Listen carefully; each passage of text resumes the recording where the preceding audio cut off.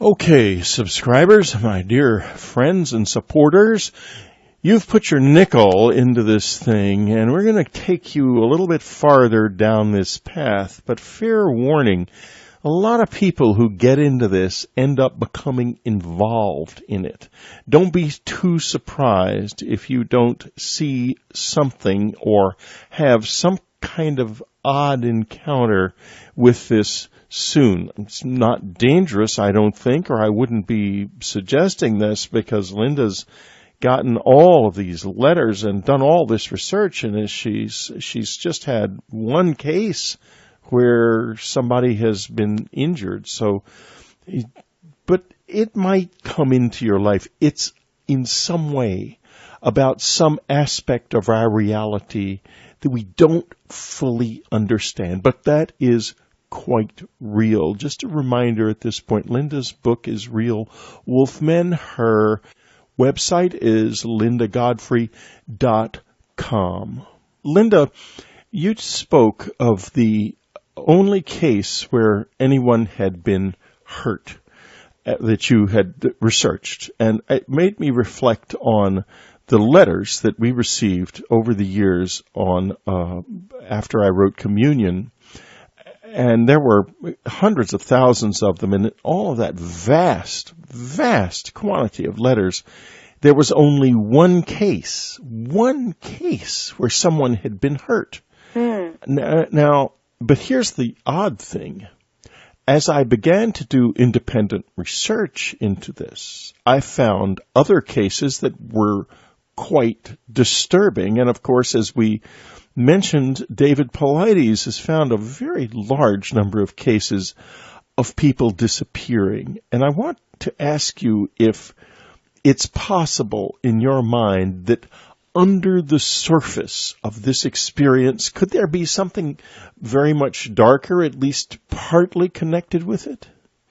Well, I just leave all the possibilities completely open, because for the lack of a specimen to study, I just don't feel that I can say for sure that it's this or that. And I don't completely rule out the possibility that it is some kind of native wolf species that has adapted to walk upright when it wants to at some times. But having said that, it does seem that there are enough cases where there's just something really odd. They just don't seem like natural animals. And I do think that a small number of the cases could actually have different origins. I don't rule out the idea of human projected thought forms that appear to be shape-shifting, that sort of thing. I think there are lots of witnesses to that, too. And also, there's the idea of Native American guardian spirits. And I've been told by tribal elders of different nations that this is indeed the case. They believe, that these things were somehow set to conjure up manifestations of earth spirits when certain sacred areas are disturbed. And indeed, one thing that I do is map locations and look for cultural artifacts as well as geographical artifacts. And I find that very often, too often for coincidence, sightings are located at crossroads, old sacred sites, old military areas, these places that have they're sort of lodestones for human emotion and spiritual happenings. So, I just don't find that I can discount anything. By the way, there is a study that has never been done, a book that has never been written and should be written, about the relationship and connection between military bases and sacred sites, because there is one, most certainly. There are people behind the scenes in the military who are siting bases in sacred areas because of the power that they know is there. Right, and I've talked about that in a couple of my books. I think I mentioned it in this one, too, again. And there are two possible ways to go with that connection. One is that there's sort of a sacred geometry or sacred geology or electromagnetic properties, perhaps, belonging to these sites, or the buildup of long-term spiritual energy from, being used as sacred sites. Or it could also be that sacred sites and military sites both desire the same physical characteristics, which is a high location. For military, it's, for defense and ability to look a long way, and proximity to water, especially fresh water. And again, you can see why both of them want that. Sacred springs for the ancient sites and life-giving water source, And that, now, just to, I hate to interrupt my guests, but I just not at all. I have to put this in. Of course, in the fairy lore of Northern Europe, fresh water is a huge factor. Yes. And the visitors I knew were obsessed with fresh water. Really? One of the oh yes, and this is very common. You will find dozens of UFO cases of people seeing these ships hovering over extremely pure water sources. And interestingly enough, the stream behind my cabin, not far from it, was 7 miles long, and it was one of the few streams left in the United States that rose and it moved entirely through protected land. It never even crossed a road, and it was only a few miles long, but that water was so pure you could drink it right out of the stream without hesitation. These days, that's amazing. And they were there, I think, in part for that reason. Wow. Well, the other thing is that fresh water, especially where there are springs, are believed by Native Americans that I've interviewed to be long, ancient portals between this world and what they call the spirit world, what scientists might call the next dimension. Yeah, exactly. And I find that fascinating because there's something about other dimensions, in my opinion, connected with all of this. Mm-hmm. And recently there was an absolutely remarkable experiment conducted in a laboratory in France where they were counting neutrons in a type of jar in which they can isolate individual neutrons. And to their surprise, some of the neutrons would disappear and then reappear again. And there is only one way this can be explained, that they were being drawn out of this universe by a magnetic field in a parallel universe. Mm-hmm. And the scientists involved would never say this. What they're saying is, well, we need to study this more closely. But it occurred to me immediately that someone in that same lab in a parallel universe might have been signaling to them. That's a great thought. Yeah. Now, I go back always to Colm Kelleher's book, Hunt for the Skinwalker, where a dire wolf comes up to the Nids Ranch, walks up and jumps into a paddock full of goats. They fire at it. It is impervious to bullets, but the bullets bother it enough to where it goes back down into the marsh from which it came. The thing is, dire wolves don't exist in that part of the world anymore, but they did in the Pleistocene, and in a parallel universe, they might still. Right. Maybe these are creatures that you're just let me finish. Sure. Maybe the creatures you're dealing with have evolved an ability to move across the divide between universes as a defense mechanism, say. Right. Well, that would certainly explain a lot, and according to, again, my Native American sources, they believe that Bigfoot and the Dogman both have this ability, that when they're here, they're totally corporeal, they need to hunt, they need to eat meat, but when they want to go back, they just go to the portal. And that would certainly explain how we could track a Bigfoot with visible right and left prints a mile through a snowy cornfield in January, and suddenly the prints end in unbroken snow. Exactly what happened to the wolf that appeared on the Nids farm. Right. Its prints were found going out into the middle of a marsh, and then they just disappeared. And they were even tested. They analyzed the prints and found that the animal was 300 pounds, weighed 300 pounds. Because it was, as it happened, all of the scientists who were getting ready to take over the ranch arrived at the ranch just a short time after the animal had been there. And it's like the kind of interference that we talked about earlier, that it's almost like there's something beyond all of this that kind of knows what's going on. Right. Yeah, you know? It's amazing. You feel watched right now? I have to admit, I kind of do. It's kind of creepy, actually. Yeah, I sort of get that feeling. My office has a huge window that looks out over the neighborhood, and we actually live right next to one of those kettles. And I've heard sounds down in my own kettle. So, yeah, I do feel rather watched. So you have a kennel with dogs, or? Oh, no, I'm sorry, a kettle, one of those bowl-shaped depressions. Oh, I see. Yeah, I understood. I'm sorry, I didn't understand you. You threw me off. I thought, my God, have I missed something here? I read the whole book, and now I want to get into the black dog phenomenon, because that also it relates a lot to the whole UFO alien question. Can you describe black phantom dogs as you understand them from the book?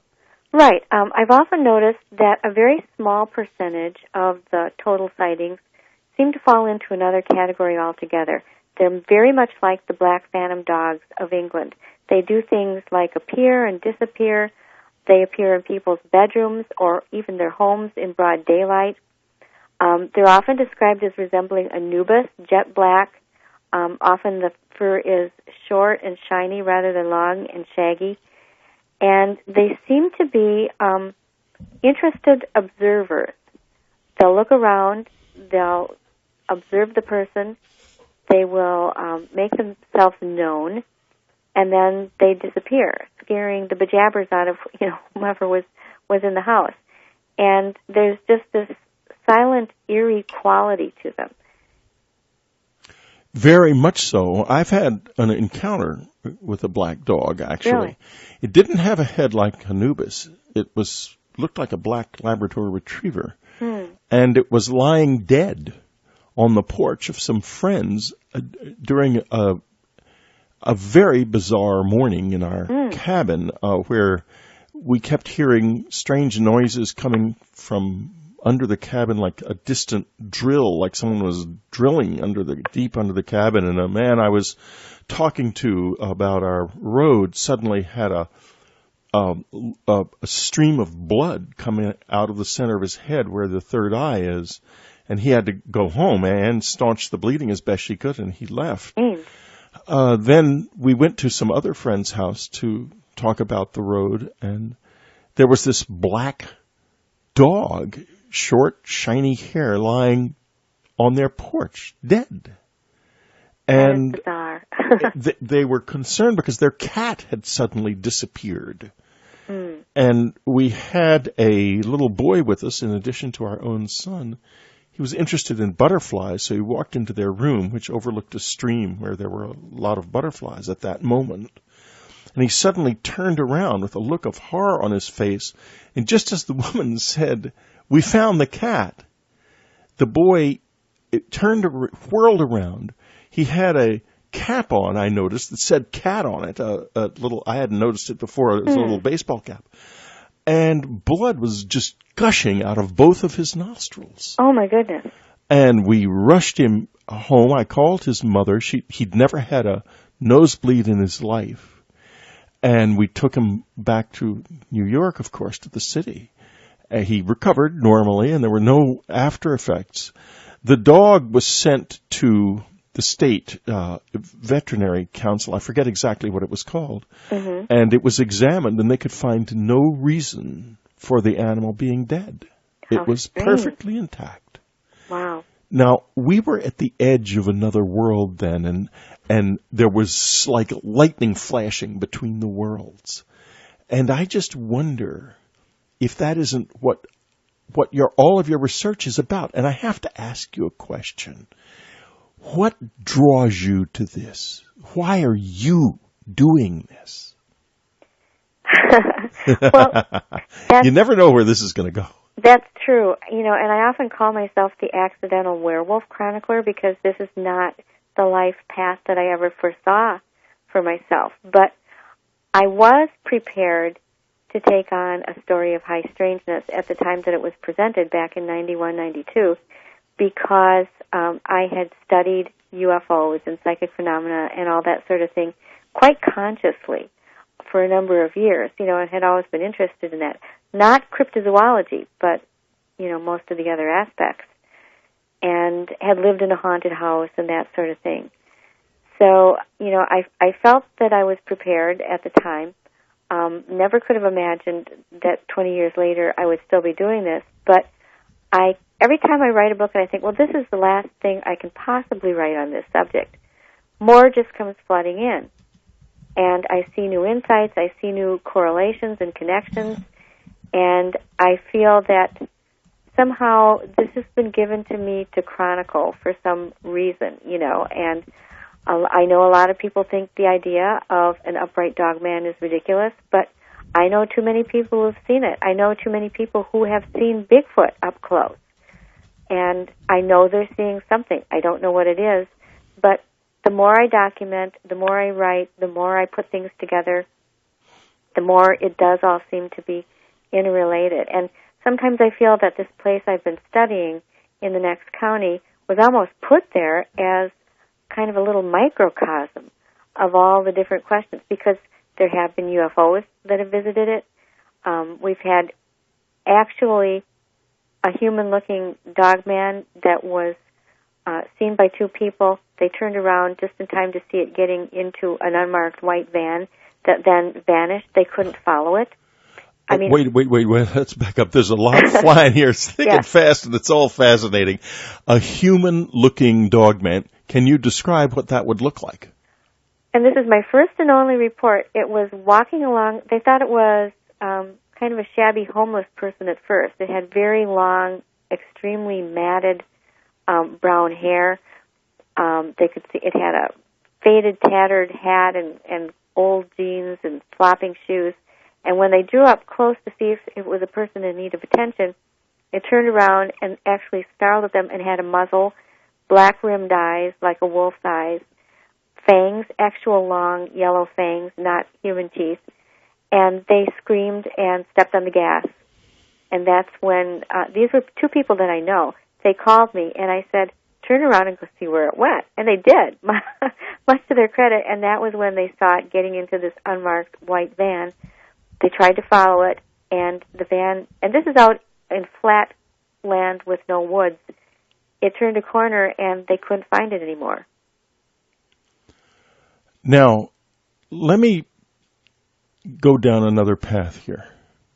A lot of my listeners, and me included, have had many experiences where something like that has happened, where something has turned a corner and it's gone. Many. I mean, that happens a lot. But I want to shift gears just a little bit and explore the possibility that these creatures could be something that we have made.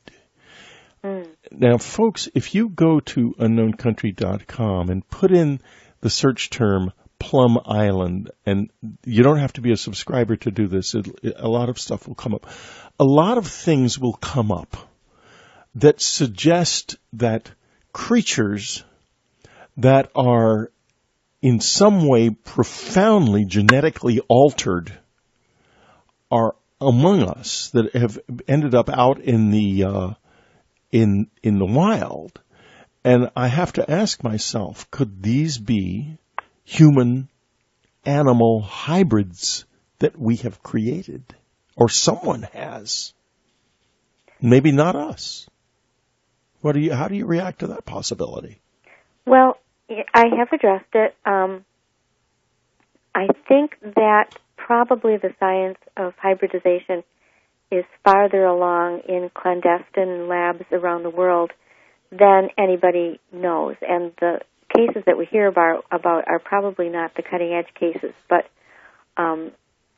things that have been established for a while. However, these sightings of creatures go back to the 1930s when, before computers, before we were able to establish DNA genomes and do all these sorts of things.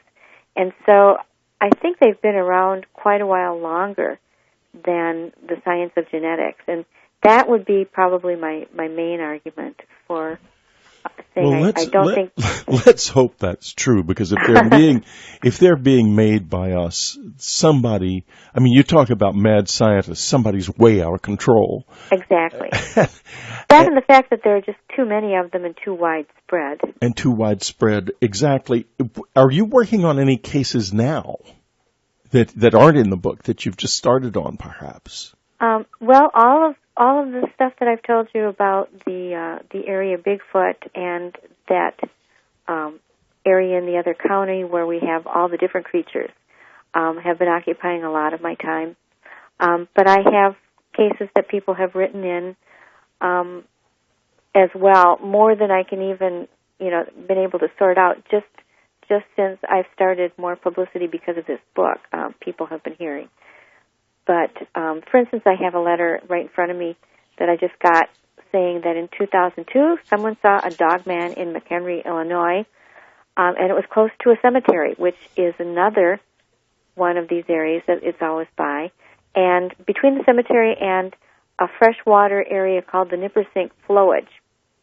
And she says, using the words, it was almost as if it was annoyed by our presence. It turned and looked at our truck menacingly, curling its lip briefly in a snarling fashion. Then it finished crossing the road, and this was on hind legs. And as it left the pavement, it returned to all fours, ran down into the gully, up the other side, and loped into the cemetery, where it was too dark to follow its progress. Wow. So and that's such a super typical report. Super typical, and it's exactly. You may very well have something like that happen in your own life, folks, because I think that anybody who listens to this, given the way this seems to work, is liable to experience it, frankly. I mean, I might even. Goodness knows, I've experienced plenty of stuff in my life. Let me ask you this now. What about the shape-shifting issue? This comes up a little bit in your book, and what do you think about it? And you referred just a bit ago to a dog man that had a very human appearance, and yet shape-shifting seems to kind of bleed over into the supernatural. It's a big part of Native American mythology and ceremonial practice. Right. Emerging out of their long relationship with the animal world as hunter-gatherers, when shape-shifting into the animal that they wanted to capture, or the animal that they wanted most to have the power of, was an important part of their ritual. Right. Could it be real in some way? Yeah, and that's a very good way to describe that relationship. But some of them take it a bit further, and just in the same way that Tibetans use an extreme form of discipline to be able to project a thought form, make a thought a thing called a tulpa, I find by really researching and examining the literature that's out there from Native Americans on this topic, and some of it going back to journals from fur trapper days, it seems to me that it is more related to a sort of thought projection that either sort of covers the practitioner like a mental suit, if you will, that appears like this other creature, or if it's especially strong, that can go out forth on its own recognizance and then do things as directed. And this you find across many nations. And with different animals. For instance, the Canadian Cree have what they call the bear walk, where they're able to do this as a bear. So I really, really think that, and I don't have any doubt that the human mind is capable of far more than most people give it credit for. Oh, yeah.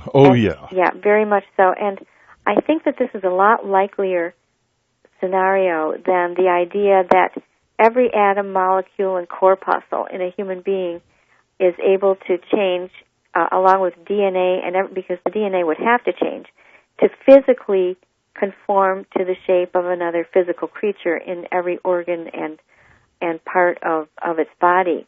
And I think in The Real Wolfman, I addressed this question at some length, and somebody had kindly thought up all the ways that the human body would have to change in order to physically change into that of a wolf. And it just seems too beyond the pale, especially when the human mind can do it so neatly on its own. I wonder, because, of course, in movies like An American Werewolf in London, that delightful movie, and most werewolf movies, it's an agonizing kind of change. But I don't think if it's real, if shape-shifting is real, that there's any agony involved at all. I think that it has something to do with an aspect of the mind that we occasionally use, barely understand, but which is immensely powerful and perhaps once was central to our whole being, something that as we moved into cities and the moonlight at night became less and less important to us, and we became more and more directed toward one another and less toward the world around us, we slowly lost. Right. Well, Linda, it's fascinating and wonderful to talk with you. I fondly remember our 2003 conversation. I don't know quite why we didn't talk at all about your last book. I can't believe you never came on Dreamland, but I'm looking at my records and you didn't. I'm very glad that our mutual editors, Molly Brulette and Mitch Horowitz at Tarcher Penguin, made sure you got on the program because it's been delightful. Could you tell us a little bit about the previous book, The Michigan Dogman? Could you tell us a little bit about it? The Michigan Dogman, Werewolves, and Other Unknown Canines Across the USA is not just about Michigan. It's one of my first really comprehensive looks at sightings across the United States, and it contains more speculation, more theories, and some really scary encounters that people have had. So, I wish we had it on Dreamland, and maybe we'll get back to all of this again soon and explore your current work, your new book that you're working on, and the Michigan Dogman, and just the whole vast range of high-level strangeness that hangs back just beyond our vision most of the time in the forests all around us. Thank you so much for being with us, Linda Godfrey. Again, her book, Real Wolfmen, her website, lindagodfrey.com. Experience, could there be something very much darker, at least partly connected with it? Well, I just leave all the possibilities completely open because for the lack of a specimen to study, I just don't feel that I can say for sure that it's this or that. And I don't completely rule out the possibility that it is some kind of native wolf species that has adapted to walk upright when it wants to at some times. But having said that, it does seem that there are enough cases where there's just something really odd. They just don't seem like natural animals. And communion. And there were hundreds of thousands of them, and all of that vast, vast quantity of letters. There was only one case where someone had been hurt. Now, but here's the odd thing.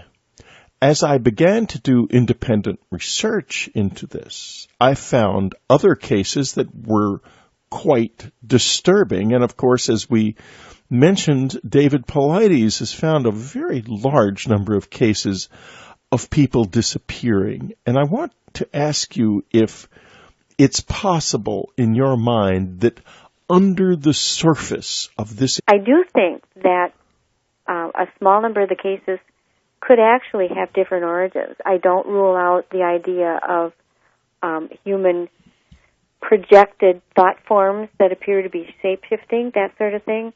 I think there are lots of witnesses to that, too. And also, there's the idea of Native American guardian spirits, and I've been told by tribal elders of different nations that this is indeed the case. They believe, that these things were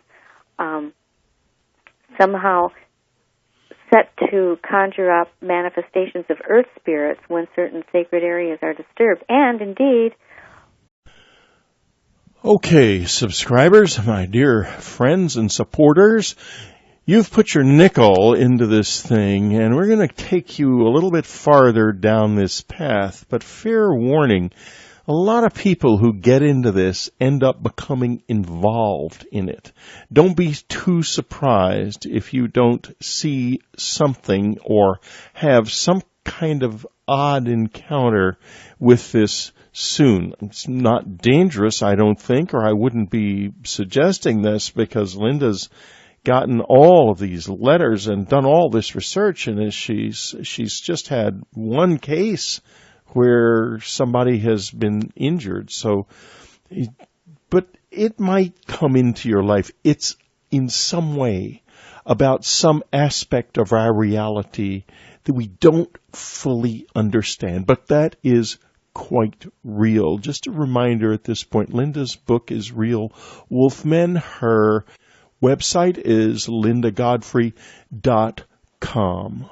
Linda, you spoke of the only case where anyone had been hurt that you had researched, and it made me reflect on the letters that we received over the years on after I wrote